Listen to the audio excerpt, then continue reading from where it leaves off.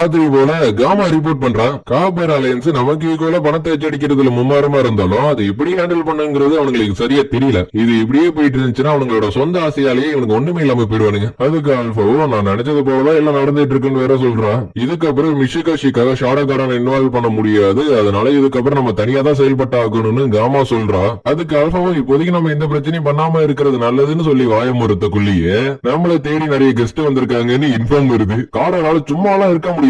அதுக்கு ஆல்பாவும் அவனும் சரி அவன் கூட இருக்கிறவனும் சரி சும்மாவே இருக்க மாட்டானுங்க, ஏதோ ஒண்ணு வந்ததும் வந்துட்டானுங்க, சிறப்பா செஞ்சு விட்டுறலான்னு ஆல்பா சொல்ல, லேடி ஆல்பா இந்த வாட்டி இதை ஏன் விட்டுடுங்க, அதை நான் பாத்துக்கிறேன்னு காமா சொல்றா. ஃபர்ஸ்ட் டைம் சொல்லும் போது ஆல்பா நம்மள, ஆனா இவன் விடாப்படியா இருக்கிறத புரிஞ்சுக்கிட்டு போறதான் போற கூட இதுங்க ரெண்டுத்தையும் கூட்டிட்டு போன்னு சொல்றா. கேட்டு இதுங்களுக்கு அள்ளி விட்டுடுது. எல்லாம் சரியாயிடும் நம்புறேன், ஏன்னா அவளுக்கு 17 வயசு தான் ஆகுது. இங்க இவனுங்களும் கொஞ்சம் ஈஸியாவே உள்ள வந்துட்டேங்கிற மாதிரி பேசிட்டு இருக்கிறானுங்க. நம்மளோட டார்கெட் லோனான்ங்கிற ஒரு யூல்போன் அவ இந்த இடத்தோட மேனேஜரா இருக்கிறான் அப்படின்னு அவன் சொல்லி வாயம் வரத்துக்குள்ளேயே அந்த இடத்துக்கு காமா வந்து, மிஷிகோஷிக்கு வந்ததுக்கு ரொம்ப நன்றி, நான் இந்த இடத்தோட மேனேஜர் லூனா அப்படி சொன்ன அடுத்த சைடு பார்த்தா பின்னாடி இருந்த 2 பேரும் ஆளே காணும். அதுலயே பைபிளிக்கு லைட்டா பயம் வந்துருது. ஆனா இருந்தாலும் காமாவோட மண்டையிலே அடிச்சு மண்டையை ஓடுத்தலாங்கிற மாதிரி பாக்குறான். ஆனா அது அவனால முடியல. அரே நீ கொடுத்த பில்டப்புக்கு முன்னாடி வந்து அடிப்பேன்னு பார்த்தா பின்னாடி வந்து அடிக்கிறான், இதெல்லாம் உனக்கே நியாயமா? இருந்தாலும் சரி இருந்துட்டு போட்டு, ஏன்னா சில கஸ்டமர் இப்படிதான் இருப்பாங்க சொல்லிட்டு அவனோட சுவாட எடுக்கவும் இது பிளாக் ஆக்டிவேட் இதுக்கு வாய்ப்பே இல்ல. அப்படியே அவனோட மனசுக்குள்ள இவ ஸ்பீடா இருக்கா, ஆனா எப்படி சண்டை போடணுங்கிறது தெரியலன்னு சொல்றான். ஆனா காமாவை எடுத்துக்கிட்டீங்கன்னா அவனை பத்தி இருக்கிறது எல்லாத்தையும் புட்டு வைக்கிறா. அதுவும் இவனால நம்பவே முடியல, ஏன்னா ஃபியூ செகண்ட்ஸா இவனோட ஃபைட்டிங் ஸ்டைல கண்டுபிடிச்சிட்டானு. பையன் பண்ணுவது சரிப்பட்டு வராதுன்னு சுவாட வச்சு சொருலான்னு பாக்குறான். ஆனா அதுவும் ஃபெயிலியர் ஆயிடுது. இன்னடி இது மண்டையா இல்ல பாறாங்களா அப்படியே இருக்கு. அதோட இவனுக்கு அந்த ப்ளூ ஃபேம் எப்படிப்பட்டதுங்கிறது சரியா தெரியல. இங்க காமாவோ உன்னோட திறமை நீ காமிச்சிட்ட, அதனால இப்ப என்னோட திறமை நான் காமிக்கிறேன்னு சொல்லிட்டு ஒரு அட்டாக் பண்றா. அந்த அட்டாக்கே ரொம்ப பயங்கரமா இருக்கு. இங்க காமாவோ என்னோட மாஸ்டர் சொல்லி கொடுத்த எல்லாத்தையும் ஒண்ணு விடாம கத்துக்கிட்டதுனாலதான் நான் இவ்வளவு ஸ்ட்ராங்காவும் இவ்வளவு பவர்ஃபுல்லாவும் இருக்குன்னு சொல்றா. ஆனா அவ சொன்னது அவளோட அறிவை மட்டும்தான், ஏன்னா அவன் மென்டலி ஸ்ட்ராங், பிசிக்கலி ரொம்ப வீக். எங்க நான் அட்டாக் பண்றதுக்காக ஓடி வருவேன் தெரிஞ்சு காலைக்குள்ள ஒரு கல்ல வச்சு நான் டைவர்ட் பண்ணிட்டீல. ஆனா இங்க பார்த்தா இந்த பையப்புல எப்படியா தீ வீட்டு தப்பிச்சு போனா போதுங்கிற மாதிரி பாத்துக்கிட்டு இருக்கிறான். சரி கூட வந்தவனுங்களை வச்சு சண்டை போடான்னு பார்த்தா அவனுக்கு ஆல்ரெடி நாக் அவுட். எல்லாரும் கொஞ்சம் கேர்ஃபுல்லா இருங்க, ஏன்னா அவனுக்கு நல்லாவே சண்டை போட தெரிஞ்சிருக்கு. இவனும் ஒரு சின்ன கேப்பு கட்டிட்டு தப்பிச்சு போலான்ங்கிற மாதிரி பாத்துக்கிட்டு இருக்கிறான். அடே உன்னோட பவரை நீ காமிச்சல, இப்ப நான் என்னோட பவரை காமிக்கிறேன்னு சொல்லிட்டு ஓடி வந்தவளுக்கு வழக்கம் போல காலு ஸ்லிப் ஆயிடுது.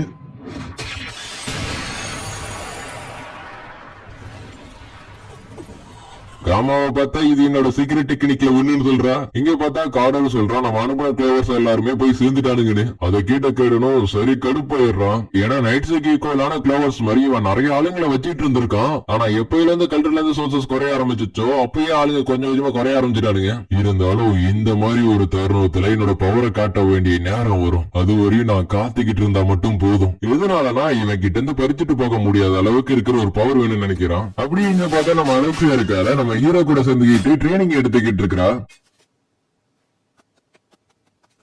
நீ நல்லாவே சண்டை போடுற, இன்னும் கொஞ்சம் ட்ரை பண்ணினா பெரிய ஆளா ஆறதுக்கு கூட வாய்ப்பு இருக்குன்னு நம்ம ஹீரோ சொல்றான். அதுக்கு அலெக்ஸாவும் உடனே எல்லாம் பெரிய ஆளாக முடியாதுடா, அதுக்கு நிறைய பவர் வேணும். இதனால அதுக்கு அலெக்ஸாவும் நடந்தது எல்லாத்தையும் சொல்லி அதுக்காக தான் எனக்கு நிறைய பவர் வேணுங்கிற மாதிரி சொல்றான். நமக்கு ஒரு நாள் நார்மலா போகிற மாதிரி தெரிஞ்சாலும் இந்த உலகத்துல நமக்கே தெரியாம நிறைய விஷயம் சீக்கிரட்டாவே நடந்துகிட்டு இருக்கு. எனக்கு தெரியாத விஷயம் நிறையவே இருக்கு, அது எல்லாத்தையும் கத்துக்கிட்டு நான் கண்டிப்பா முன்னாடி வருவேன்னு சொல்றான். ஆனா ஒன்னு எடுத்துக்க, நீ எதை பத்தி கவலைப்படாம நார்மலா இருக்க, கடைசி வரையும் இப்படிதான் இருக்க போறேன்னு சொல்லிட்டு போறா.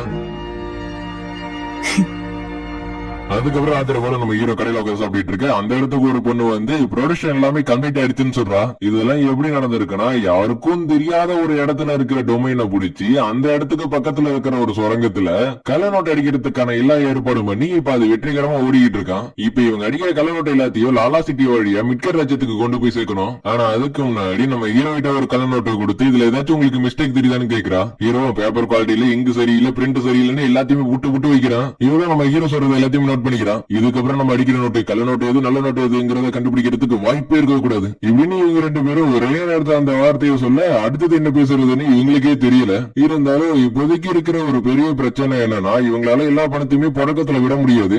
அதனால அந்த பொறுப்பை நம்ம ஹீரோ கிட்ட ஒப்படைச்சிடறான். அதோட காடோருக்கு மேல ஒருத்தர் இருக்காத கேடுன்னு அவனை இவ ரிவெஞ்ச் எடுக்கணும் பாக்குறா. ஏன்னா இவகிட்ட இருந்து அவன் எல்லாத்தையுமே பறிச்சுக்கிட்டானா. இதை கேட்ட ஹீரோ நான் உன்னோட வழியா வரமாட்டேன், ஆனா அதுக்குன்னு தேவையில்லாம தவறான பதில போயிடாதுன்னு சொல்றான். அப்படி அதே நேரத்துல இங்க பார்த்தா காப்பர் அலையன்ஸ்ல கள்ள நோட்டு இருக்குங்கிற விஷயம் இவங்களுக்கு தெரிஞ்சிருது. ஆனா இந்த விஷயம் நார்மலான மக்களுக்கு தெரியல. ஏன்னா அவங்க நார்மலா இருக்கிறத பார்த்தாலே தெரியுது. என்னோட கணிப்பு படி பார்த்தா இந்த விஷயம் காப்பர் அலையன்ஸுக்கு தெரியாதுன்னு நினைக்கிறேன். அப்படி தெரியாதனாலதான் இவனுக்கு நிறைய பணத்தை அச்சடிச்சிட்டு இருக்கானுங்க. இவனுக்கு மட்டும் இதை இப்படியே பண்ணிட்டு இருந்தானுங்க. கடன் கொடுத்தவனுங்களே கடைசியில கடனாளி ஆயிடுவானுங்கன்னு ஆல்பா சொல்றா. அப்படியே அந்த கடன் நோட்டை எங்கிருந்து வருதுங்கிறதையும் கண்டுபிடிக்க சொல்றா. நம்ம நினைச்சதை விட இந்த பண பிரச்சனை ரொம்ப பெரிய பிரச்சனை இருந்துச்சுன்னா கண்டிப்பா இதுக்கு பின்னாடி யாராச்சும் ஒருத்தவங்க இருந்தாகணும். அப்படின்னா அது யாரா இருக்குங்கிற மாதிரி யோசிச்சுட்டு இருக்கேன். அப்படி இங்க பார்த்தா அந்த கள்ள நோட்டு விஷயம் இவனுங்களுக்கும் தெரிஞ்சிருது. அதனால இந்த கள்ள நோட்டு எங்கிருந்து வருதுங்கிறத கண்டுபிடிக்க சொல்றான். ஏன்னா இப்ப பணத்தோட அளவு நினைச்சதை விட ரொம்ப அதிகமா இருக்கு. இதே பிரச்சனை தான் முச்சுகோஷிக்கு இருக்கும்னு நினைக்கிறேன். சிம்பிளா சொல்றேன், இந்த பேப்பர் பணத்துக்கு மதிப்பு கொடுக்கிற ஒரே விஷயம் நம்பிக்கை மட்டும்தான். அந்த நம்பிக்கையே உங்கள்ட்ட இல்லன்னு வச்சுக்கீங்களேன், உங்க பாக்கெட்ல இருக்கிற பணம் கூட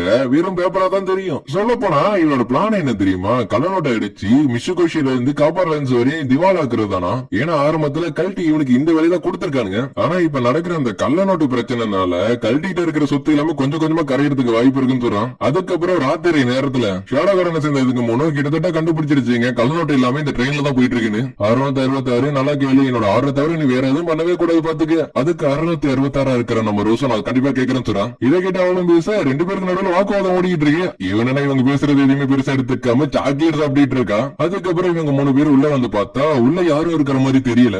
ஏன்னா இதுவே நம்ம 666 இருக்கிற ரோஸுக்கும் ரொம்ப சந்தேகத்தை ஏற்படுத்துது. அதுக்கேற்ற மாதிரி இவங்க எல்லாரும் ஒரு த்ரெட்டுக்குள்ள மாட்டிக்கிறாங்க. உங்களோட டிக்கெட்டை கொஞ்சம் காமிக்கிறீங்களா? இவ்வளவு த்ரெட்டை கட் பண்ணிடலான்னு பாக்குறா. ஆனா அது முடியல.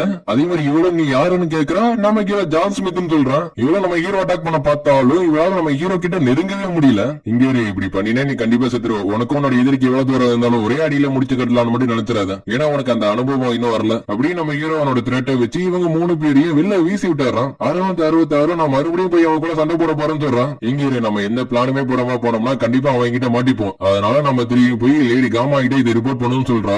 666 சொல்றா ஜான் ஸ்மித் ரொம்ப பவர்ஃபுல்லா இருக்கான். அவனை விட நான் ரொம்ப வீக்கா இருக்கேன்னு. அப்படி இந்த இடத்துல